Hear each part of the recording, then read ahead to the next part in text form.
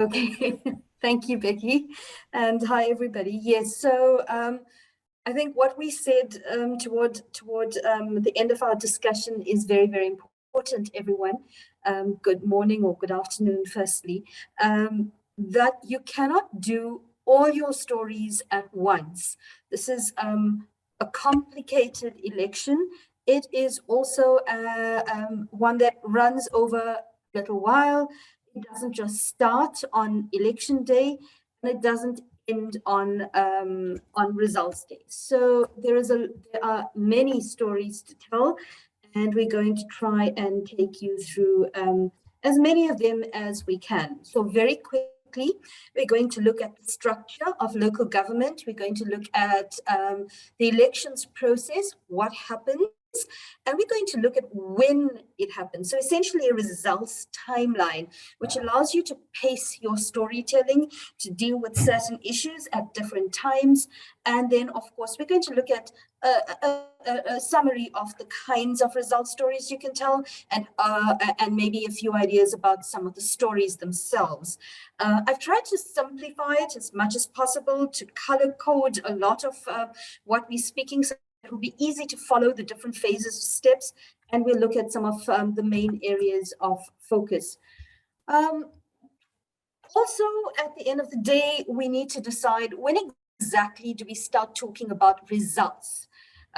Is it, for example, when the polls close at 7 p.m., or is it perhaps when the IEC makes the official results announcement, which we're expecting to be sometime on Thursday, or is it even perhaps when we, for example, get the first municipal district result or municipality result? My apologies. There are a number of things to consider, but the most important thing is to understand how these elections are structured, and in order to understand that, it's important to understand how local government is constructed. So we have as the bottom rung, the groundworks of this election, the voting districts. In this election, we have 23,000. And remember, this is where the election actually happens. Every voting station essentially has a little election. And in fact, some voting stations have 3 ballot papers. So you're actually voting for 3 separate things. Other voting stations or voting districts will have 2 ballot papers where you vote for 2 different aspects. So what exactly are you voting for in a local government election? Well, the first thing that happens is you're voting for a ward councillor, a councillor for the ward in which you live in. Remember, wards are made up of a few voting stations. So voting stations put together make up wards. And in this instance, we are voting for a ward councillor. The other thing that we are voting for is we're voting for councillors that will represent us via our chosen parties in metros and local councils. So we all vote for either a metro or a local council. In some instances, if you live or are reporting from a local council, you will also vote for a district council and for representatives to be elected to the district councils. We'll look at that in a little bit more detail as we go along. Suffice to say that we have 257 municipalities in this election, and we essentially are voting for new representation in all of those municipalities. So let's start at the top of the results process. The polls close on Monday afternoon or Monday night at 9 p.m. And essentially that is when your results reporting is going to begin. What does that mean? It means, like I said earlier, because your election is theoretically happening at every voting station, your first results announcement is going to be the results of the first voting station that declares results. It doesn't take a long time for this to happen. So probably within an hour or an hour and a half or 2 hours of the polls closing, which means you're probably looking at Monday night around 10:30, 11 p.m., you're going to start getting your first results. And that is important. You're going to get voting districts declared. You're going to keep running along those voting districts declared, or a percentage of votes, what the IEC will refer to as voting progress, or your results are going to refer to as voting progress. And remember, we have over 23,000 voting districts. So that progress might be very quick at some parts and might be much slower at other parts. Nonetheless, by the morning or by Tuesday morning, you're going to have a fair number of voting station results in, but you're going to still have a long way to go. So when we look at voting stations and at voting that happens overnight, what are the kinds of stories we need to tell? Well, with the first voting district, very important. It is a big story. You've been reporting on people.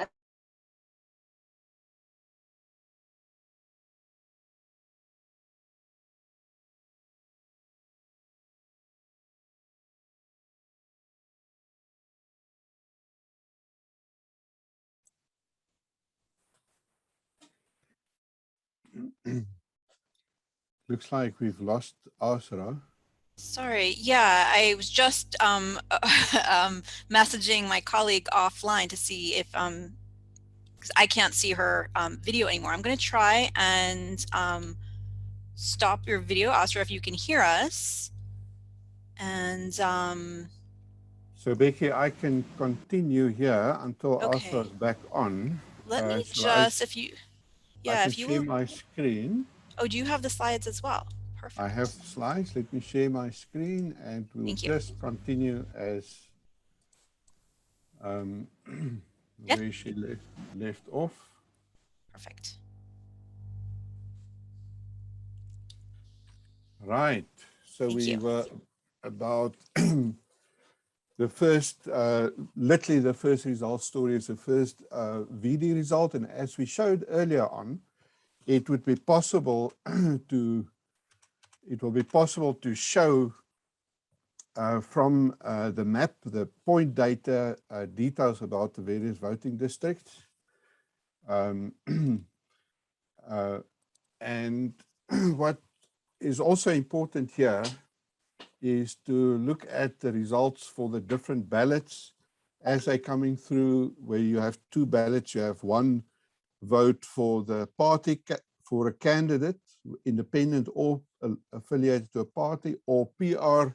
And some of the interesting things that will start coming through here is if people voted for the same party, or maybe they vote for independent for the ward and for the party for the municipality also.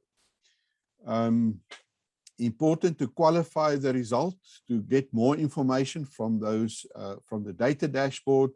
If you start now reporting on some first voting districts, you can go in and have a look at the profile, the demographics, and some information to pad the story and add value to it. It's also, once you have about 10–15% or so of the voting districts counted, it starts to make sense to also report on turnout and try and see if it's possible to start comparing with the previous elections. And of course, objections are usually filed on a voting district level, and it would be good to, especially in your specific area, to check with the presiding officers if any objections have been filed.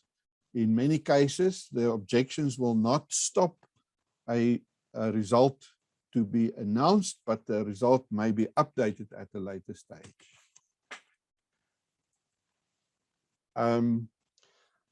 There's also the issue of if there's a problem at the voting station, or if the weather is not good, the presiding officer can decide to keep it open up until after 9 p.m. And then there's, of course, also stories to do at voting stations around COVID measures and so on. So now when we get to Tuesday morning, so all those stories, the stories that you can start telling from Monday night, overnight, on Tuesday morning, it would be good to check up on the voting progress to see what percentage of voting districts have been counted in a ward, in a municipality, on a provincial level, nationally. But the focus will now start. There will be enough voting district results in so that one can start getting ward results. And this is when it starts getting interesting, because now you can make direct comparisons to say if this ward was won in the previous election by another party, and you can start talking about changing of hands or some parties doing better. Aasra, I see you back on. Do you want to continue, and I'll just change the slides? Hello, Aasra? Hi, Isak. Okay, I'll change the My slides. apologies. Just continue. I'm just finishing with this. You can just pick up with smaller councils. Okay, sure. So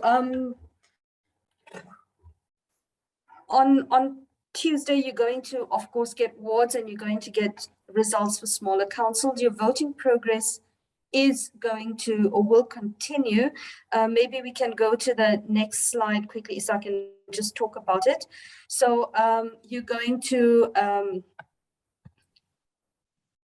like we said earlier, deal with wards. You're voting in this election for a ward councillor, as well as, in this case, independents. And this is an important one. Remember, this is the only time right now in the South African election process that we vote for independents in an election.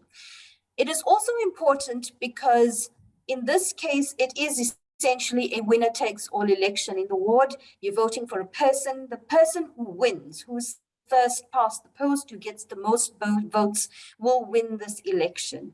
It also means that a ward seat, when we speak about allocations or seat allocations later, is allocated first. So the person who will win the seat is allocated that ward seat first, and the PR votes or the PR seats are then divided afterward.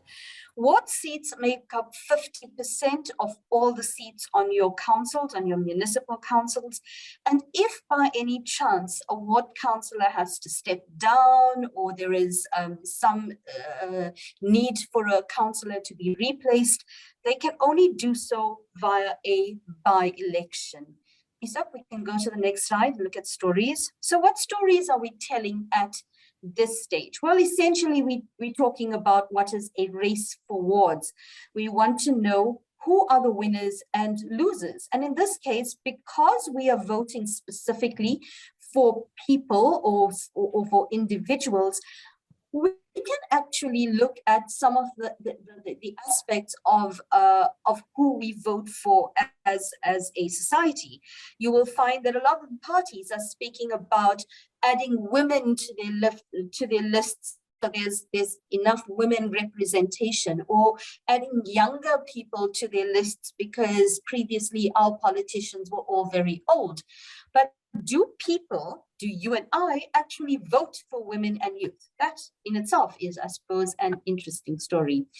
The bottom line when telling your stories, though, is to always qualify your result.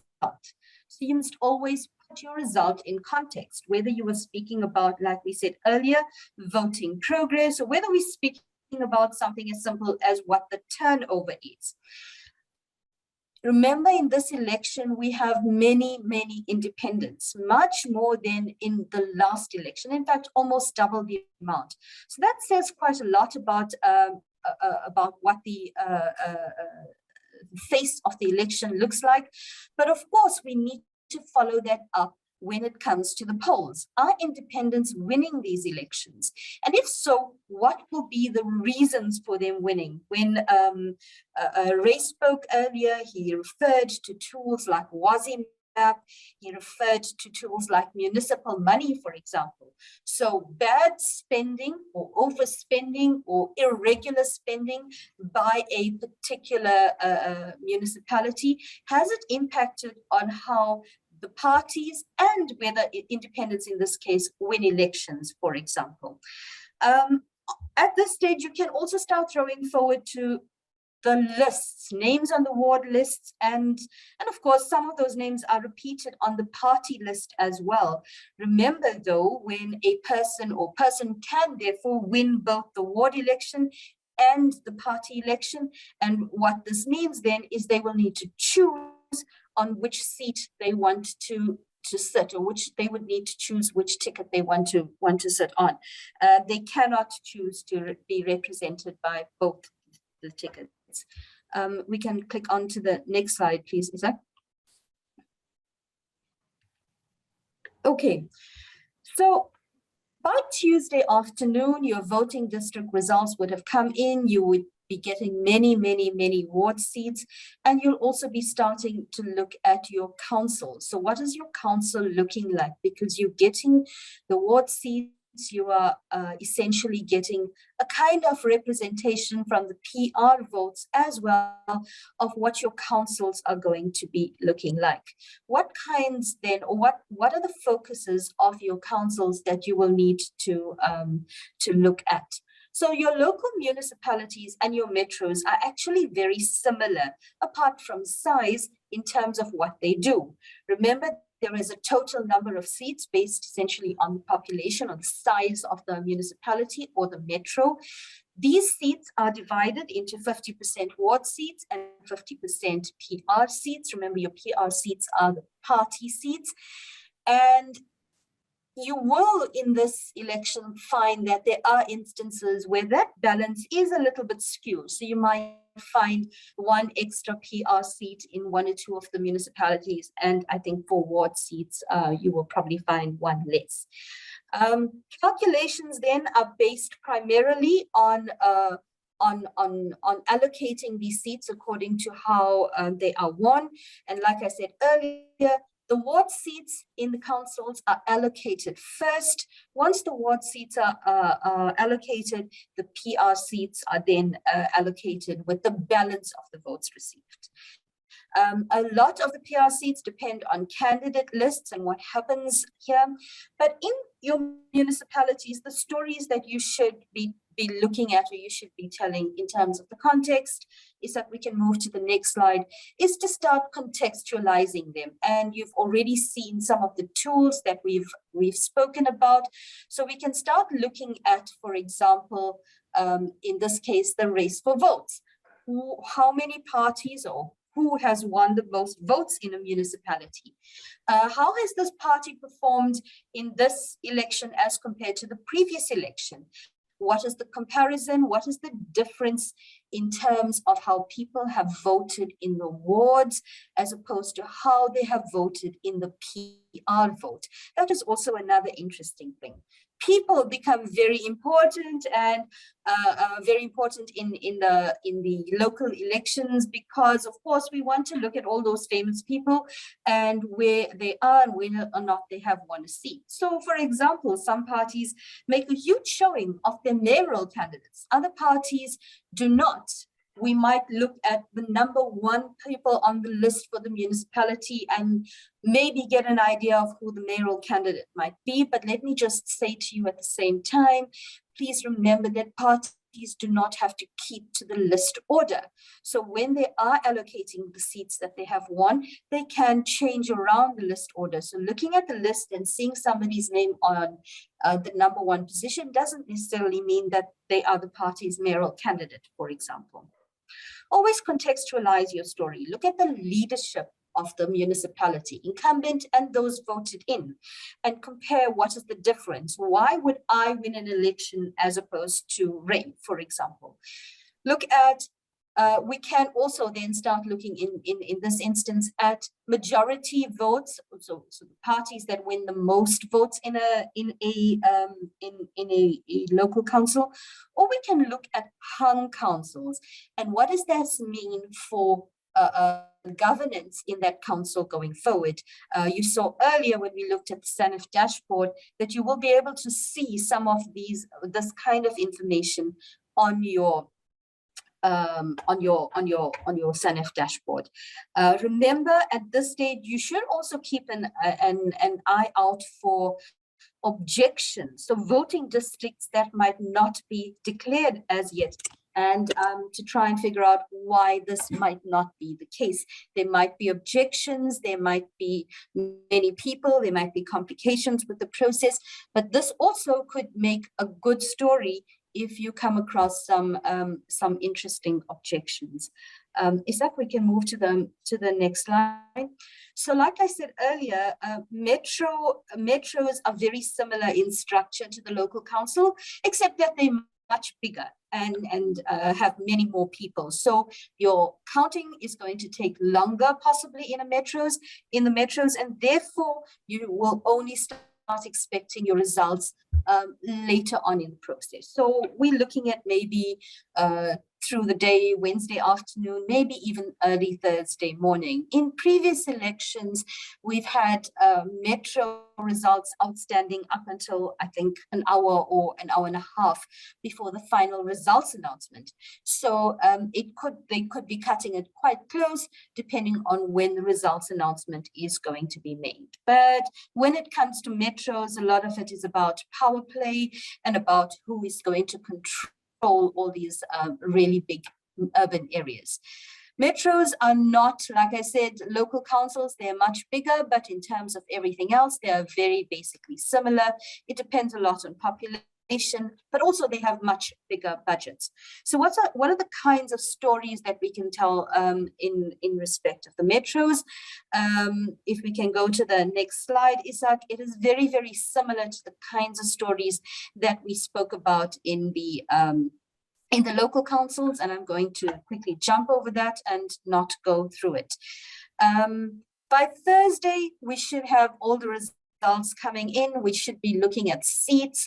We should be considering which people or which candidates will possibly be allocated seats, and we should also then be throwing forward to look at district councils. So what are the kinds of stories we should be telling at this stage? Sorry, let's just quickly look at district councils before we go to the kinds of stories. So district councils, remember, are a combination or a number of, or a few local municipalities put together, a few local councils put together make up your district council. Essentially, they are more responsible for development and service delivery in the area. And like Ray was pointing out in his presentation earlier, we've seen a number of district councils that have possibly, we can say, failed pretty much in terms of what they are supposed to do. A district council must be formed or must be constituted within 14 days of the election date of the local council. So once the local council has met for the first time, has constituted itself, they then elect representatives within 14 days who will then represent the local council at district council. Our ballot in the local council accounts for 40% of that district council seats, and of course then the ballot from the indirect votes from the local councils accounts for the rest of 60% of that council. So at this stage, what are the kinds of stories we should be telling? Well, we're going to essentially sum it up. We're looking at the race for seats. We're looking at seats allocation. What are the number of votes, for example, needed in order for any party to gain a seat on a local council?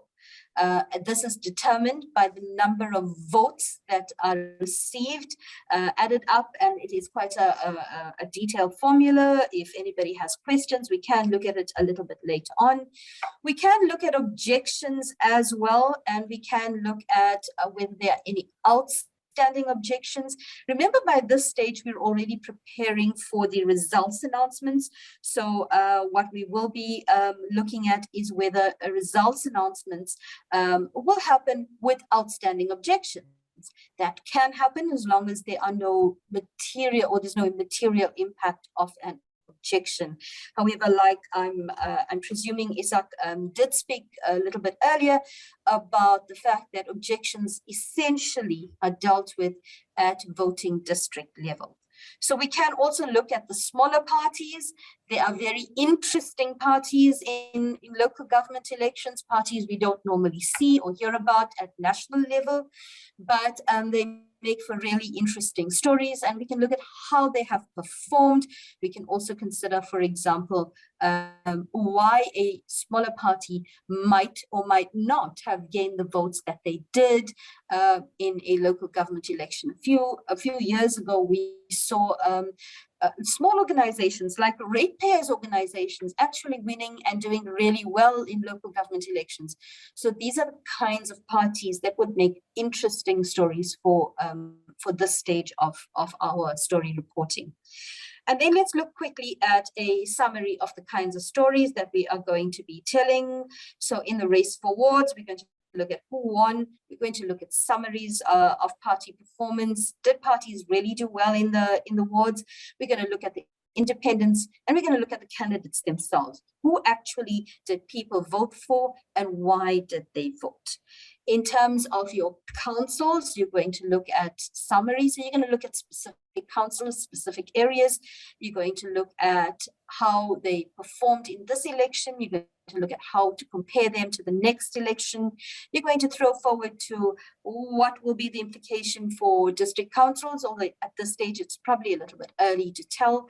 But the most important thing is you're going to place all of this in context.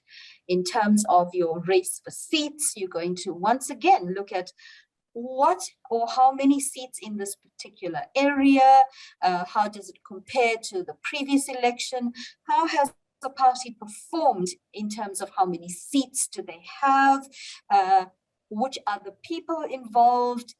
We now must start looking at representation in terms of the lists. We can also look at manifestos and promises made in the run-up to the election. In a conversation I had with somebody yesterday, they were saying to me, well, many ANC councillors have said that if in certain areas, for example, if they win the ward in the race for wards, they're going to resign so that other and then of course cause a by-election so that other people can actually win after the whole questioning around the list process and nomination process. So those are the stories that we can start following up on at this stage of the race to say, well, what is going to happen now? Remember, overall, you're going to keep an eye on spoiled votes, lots of communities threatening not to vote or maybe spoil their votes. That might be something to look at. Turnover at this stage becomes really important because your votes are finalized and you can figure out what exactly the turnover is, do comparisons with previous elections. Objections are important. We spoke about that. We've spoken about parties and people. So essentially, your timeline, you're going to start on Monday night with your first voting result. You're going to go to the Tuesday morning overnight where you're going to get lots more voting districts. You're going to start getting ward results, and you might even get small local councils. By Tuesday afternoon, you should have those results sort of coming in fairly steadily. This is probably going to take you to Wednesday afternoon, Thursday morning, where you're going to start looking at your larger councils, your stories around your metros, and then of course on Thursday when we are going to have your final or possibly have the final election results. Remember though that these stories do not stop with the final election results. They continue after that with your councils, how they are constituted, your representatives to the district council, and then of course coming back to all the issues that you need to respond, that you need to follow up on as a result of these elections. So that is essentially it from me. Thank you guys, and my apologies for the technical hitches.